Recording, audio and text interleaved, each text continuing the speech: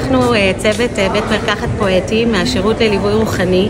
אנחנו היום מזמינות אתכן למלא שאלון, דיאגנוזה עצמית, מה אתם מרגישים היום, ואנחנו רוקחות לכם מילים של שירים ומגישות לכם בתוך מבחנות.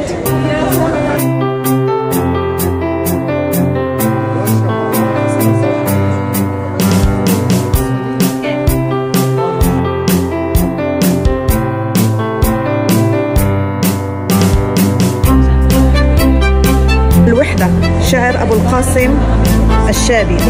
אני מחבבת אנשים שדעתם פתוחה, אנשים המסוגלים לומר מה